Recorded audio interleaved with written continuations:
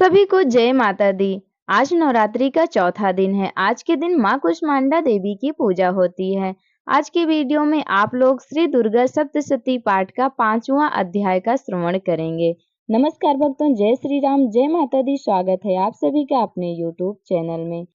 आज की वीडियो में आप लोग सुनने जा रहे हैं श्री दुर्गा सप्तशती का 5वां अध्याय। हम आप लोगों को सुना रहे हैं, सो आप लोग ध्यान पूर्वक सुनिए। वीडियो को बिना स्किप किए हुए इस पाठ को पूरा संपूर्ण सुनना, तभी आप लोगों को पूरा लाभ मिलेगा। माँ दुर्गा की कृपा सभी पर बनी रहे, इसी मनोकामना के साथ इस पाठ की शुरुआत करते हैं। आप लोग ध्यान पूर्वक सुनिए। सबसे पहले माँ दुर्गा के चरणों में हम नमस्कार करते हैं, उन्हें प्रणाम करते हैं। उसके बाद में पाठ का आरंभ करते हैं। माँ दुर्गा सप्तशती का 5वां अध्याय।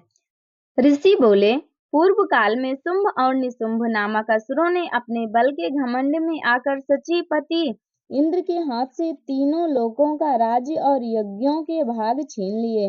उन दोनों ने सूर्य, चंद्रमा, कुबेर, यम और वरुण के अधिकार भी पा लिए। वायु और अग्नि का काम भी वे ही करने लगे।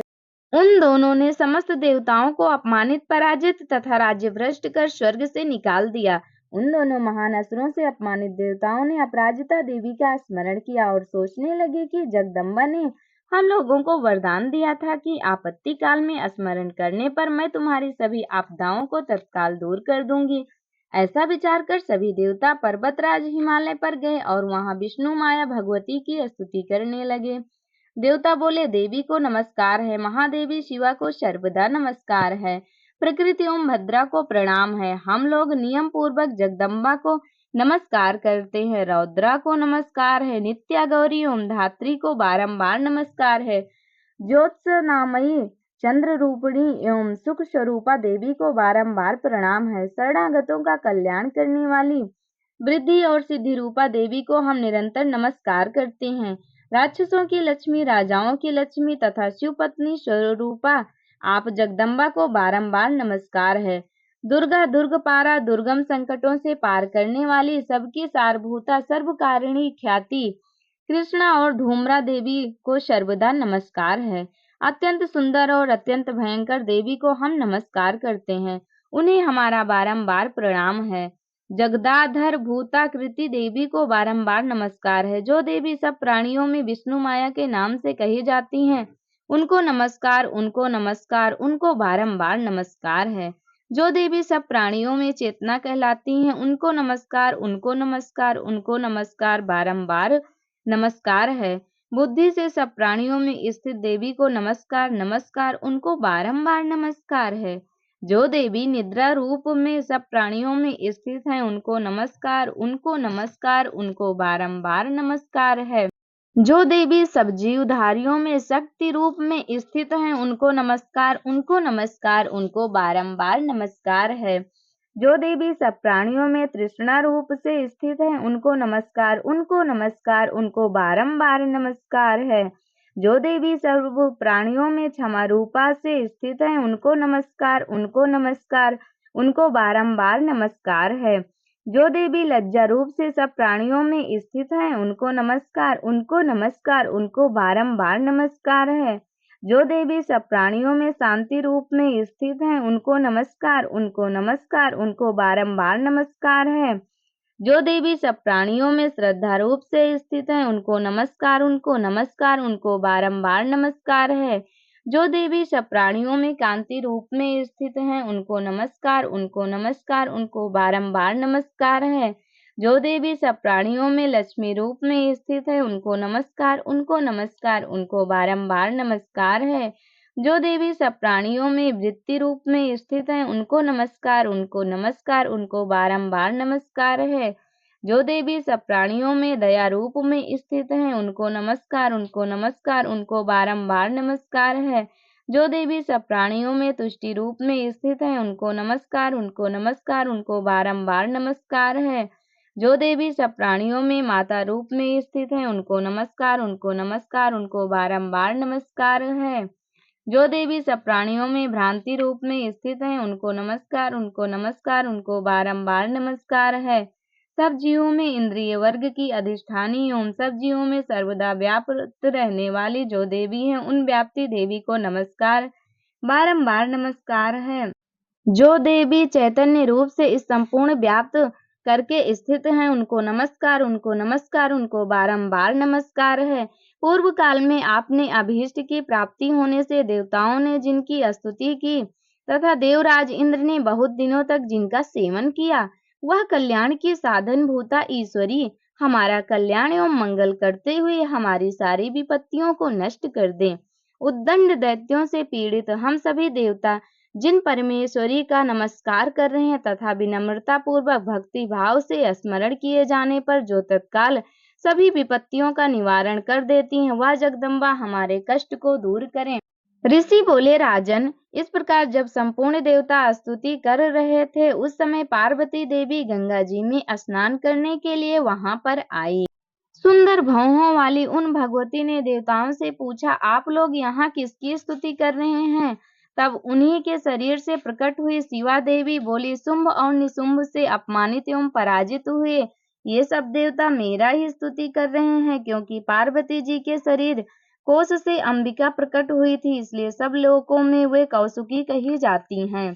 कौसुकी के प्रकट होने के बाद पार्वती देवी का शरीर काले रंग का हो गया, इसलिए वे हिमालय पर रहने वाली कालिका देवी के नाम से विख्यात हुई। इसके बाद शुंभ निशुंभ के सेवक चंडमुंड वहां आए और उन्होंने मनोहर रूप धारिणी अंबिका देवी को देखा। फिर वे शुंभ के पास जाकर बोले, महाराज, एक अत्यंत सुंदर स्त्री अपनी दिव्य कांति से हिमालय को आलोकित कर रही है। ऐसा उत्तम रूप हमने नहीं देखा है। हे असुरेश्वर, पता लगाइए वह देवी कौन है और आप उसे प्राप्त कीजिए। स्त्री रत्न रूपा उसी स्त्री का प्रत्येक अंग अत्यंत सुंदर है तथा वह अपने श्री अंगों की कांति से संपूर्ण दिशाओं को आलोकित कर रही है। हे दैत्यराज, अभी वह हिमालय पर ही है और आप उसे देख सकते हैं। प्रभु, मणि, हाथी और घोड़े आदि तीनों लोक के जितने उत्तम रत्न हैं, वे सभी इस समय आपके पास हैं। हाथियों में रत्नभूत ऐरावत, उच्चैश्रवा घोड़ा तथा वह परिजात का वृक्ष आपने इंद्र से ले लिया है। हंसों से जूता यह रत्नभूत विमान जो पहले ब्रह्मा जी के पास था, अब आपके आंगन में शोभा पाता है। महापद नामक निधि आप कुबेर से छीन लाए हैं। समुद्र ने भी किंजलकिनी नाम की वह माला जो केसरों से सुशोभित है और जिसके कमल कभी कुम्हलाते नहीं हैं, आपको भेंट में दी है। सुवर्ण की वर्षा करने वाला वरुण का छत्र आपके घर में शोभित है तथा यह श्रेष्ठ रथ जो पहले प्रजापति के अधिकार में था, अब आपके घर में शोभा पाता है। हे दैत्येश्वर, मृत्यु की उत्क्रांति द नाम वाली शक्ति भी आपने छीन ली है। वरुण का पास और समुद्र में होने वाले सभी रत्न आपके भाई निशुंभ के अधिकार में है। अग्नि ने भी स्वतः शुद्ध किए हुए 2 वस्त्र आपको दिए हैं। दैत्यराज, इस प्रकार सभी रत्न आपके एकत्र कर लिए हैं, तब स्त्रियों में रत्न रूप कल्याणमयी इस देवी को भी आप अपने अधिकार में क्यों नहीं कर पाते?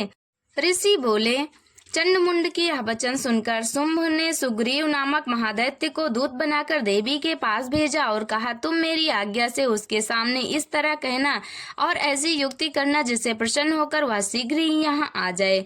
वह दूत पर्वत के अत्यंत रमणीय प्रदेश में जहाँ देवी विराजमान थी जाकर मधुर बाड़ी में बोला। दूत बोला, हे देवी, असुरों के राजा शुंभ ने जो तीनों लोकों के परमेश्वर हैं, उन्होंने मुझ दूत को आपके समीप भेजा है। उनकी आज्ञा का उल्लंघन कोई भी देवता नहीं करता। समस्त शत्रुओं को उन्होंने जीत लिया है और उन्होंने जो कुछ कहा है आप सुनिए। तीनों लोग और समस्त देवता मेरे अधीन हैं और यज्ञ के संपूर्ण भागों को भी मैं ही पृथक पृथक ग्रहण करता हूँ। तीनों लोकों के उत्तम रत्न हमारे पास ही हैं और इंद्र का वाहन ऐरावत हाथी भी हमने छीन लिया है। समुद्र मंथन से जो अश्व रत्न उच्चैश्रवा प्रकट हुआ था, वह भी देवताओं ने बड़ी विनय पूर्वक मुझे भेंट कर दिया है। हे शोभने, इनके अलावा अन्य जितने भी रत्न देवता, गंधर्व और नागों के पास थे, वे सभी हमको प्राप्त हो गए हैं। हे देवी, हम तुमको संसार भर की स्त्रियों में रत्न समझते हैं, इस कारण तुम भी हमारे पास आ जाओ, क्यों क्योंकि रत्नों को भोगने वाले तो केवल हम ही हैं। हे चंचल नेत्र वाली, आप रत्न रूप हो, इस कारण मुझे तथा बलवान मेरे छोटे भ्राता निशुंभ को पाकर सुख को भोगिए। हमको ग्रहण करने से तुम्हारे लिए अतुल ऐश्वर्य मिलेगा, ऐसा अपनी बुद्धि से विचार कर हमारी स्त्री हो जाओ। ऋषि बोले, दूत के मुख से इस प्रकार के वचन सुनकर जिस भगवती दुर्गा ने संपूर्ण संसार को धारण कर रखा है, वह भगवती मुद्रा गंभीर भाव से मुस्कुराती हुई कहने लगी। देवी बोली, हे दूत, तूने इस समय जो कुछ भी कहा है वह सत्य है, इसमें कुछ भी झूठ नहीं है। तुम तीनों लोकों का राजा है और निशुंभ भी उसी के समान है, परंतु इस विषय में मेरी जो प्रतिज्ञा है उसे मैं किस प्रकार झूठी करूं। मैंने अपनी अल्प बुद्धि वश में जो प्रतिज्ञा की है उसे सुनो। जो मुझे संग्राम में जीत लेगा और मेरे घमंड को दूर कर देगा तथा संसार में मेरे समान बलवान होगा, वही मेरा पति होगा। इस कारण शुंभ अथवा निशुंभ महाअसुर यहाँ आकर मुझे जीत लें और तत्काल मेरा पाणी ग्रहण कर लें, इसमें विलंब की आवश्यकता नहीं। दूत बोला, हे देवी, तुझे बड़ा अभिमान है, मेरे सामने इस प्रकार की बातें मत कहो। तीनों लोकों में ऐसा कौन पुरुष है जो शुंभ और निशुंभ के सामने ठहर सकता हो? उनके अलावा अन्य असुरों के सामने समस्त देवता युद्ध में नहीं ठहर सकते, फिर तुम अकेली स्त्री किस तरह उनके सामने ठहर सकोगी? इंद्रादिक सभी देवता जिन शुंभ निशुंभ आदि के सामने ठहर नहीं सके, तुम स्त्री होकर उनके सम्मुख किस भांति पहुंच सकोगी?